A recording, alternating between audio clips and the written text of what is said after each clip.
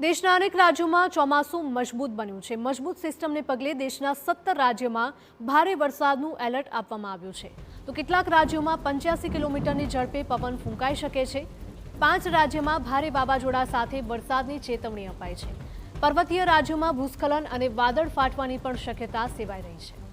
તો હવામાન વિભાગનું માનવું છે કે ઉત્તર પશ્ચિમ બંગાળની ખાડીમાં નીચા દબાણ અને પવનોના વિવિધ વિક્ષેપોને કારણે હવામાન અસ્થિર બની રહ્યું છે અને આના કારણે 24 ઓગસ્ટે દેશના 17 રાજ્યોમાં ભારે વરસાદની આગાહી કરવામાં આવી છે।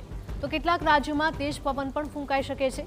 હવામાન વિભાગના જણાવ્યા અનુસાર દિલ્હી એનસીઆરમાં સવારથી બપોર સુધી કેટલાક સ્થળોએ મધ્યમ વરસાદ પડી શકે છે, જ્યારે બપોર અને સાંજ દરમિયાન કેટલાક વિસ્તારોમાં હળવો વરસાદ ચાલુ રહી શકે છે।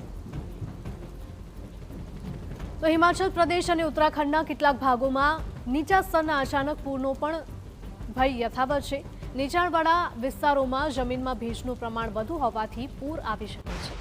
તો આજે ઉત્તરાખંડમાં ઘણી જગ્યાએ વાદળછાયું વાતાવરણ, વરસાદ અને વાવાઝોડાની આગાહી છે।